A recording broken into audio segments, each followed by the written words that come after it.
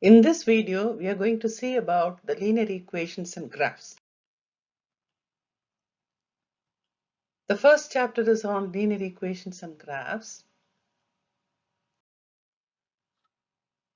The standard form of the linear equation is y equal to ax plus b.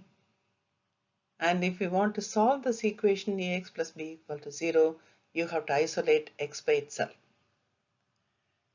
This 3 minus 2 times x plus 3 equal to x by 3 minus 5 is also a linear equation because the degree of the equation is 1 and we have got only one variable x. If we add or subtract, or if we multiply or divide an equation on both sides of the given equation, then the equation is not altered. The value is one and the same. Let us take this equation x plus 2 by 2 minus x by 3 equal to 5. We can easily solve for x by isolating x by itself, and we can say that x is equal to 24, and you can also check whether 24 is the solution to this equation or not. This is a linear equation. If we want to solve an equation which has got some unknowns, then you have to isolate n by itself in this case. So n will be m divided by t plus r. The same case is applicable for linear inequalities. If we have a is less than b, then there will exist a number, positive number p, such that when you add that constant with p, that will, the a plus p will be equal to the right hand side, which is b.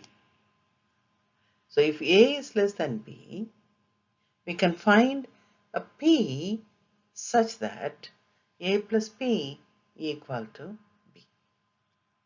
If a is less than b, we can also say the reverse process, b is greater than a.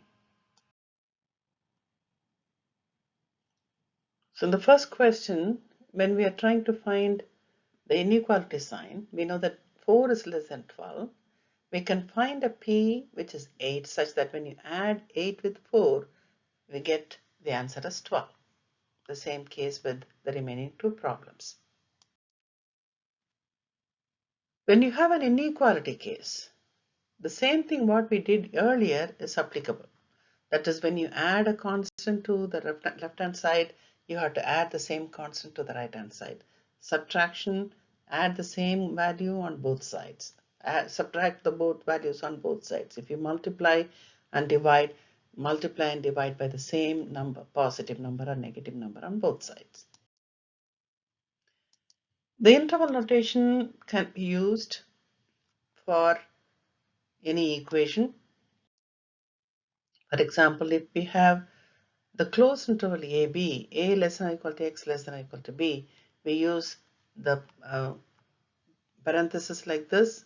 Open interval is used with open interval, but when you have positive infinity or negative infinity, it goes up till the unknown positive infinity or unknown negative infinity, in which case we always use open interval for that. We always use the open interval for negative infinity or positive infinity.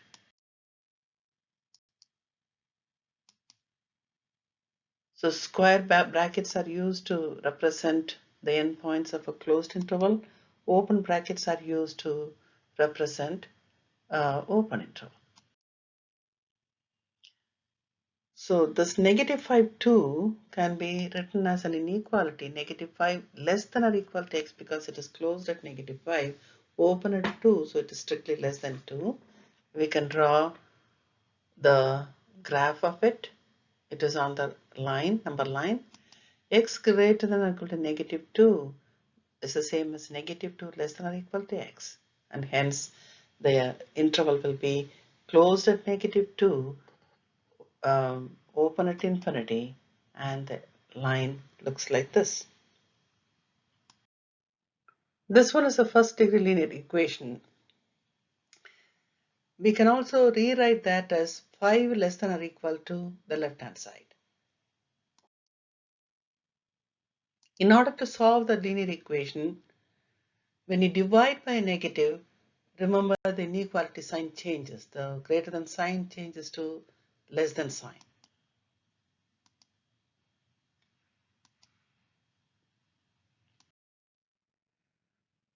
So if we want to solve this inequality, we have to distribute this first, 3 and 5, and then combine all the like terms, subtract 5x and add 3 to both sides, divide by -2, and then reverse it.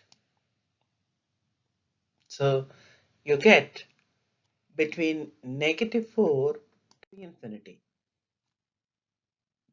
And when you are trying to solve this equation on both sides,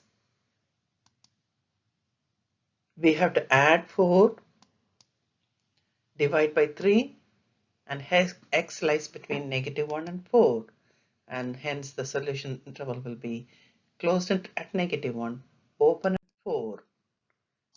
The same way, if you are trying to solve such problems, rewrite that with some expression, algebraic expressions.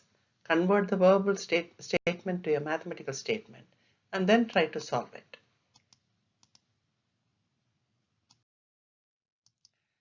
If you are interested in finding profit-loss analysis, we know that the fixed cost and variable cost are included for the cost, and the revenues are the company is at loss if it loses money if the cost price is less than the if the cost price is greater than the revenue. If cost price and the revenue are equal, then it breaks even. If the cost price is more than the revenue, it loses. If the revenue is more than the cost, then it makes profit.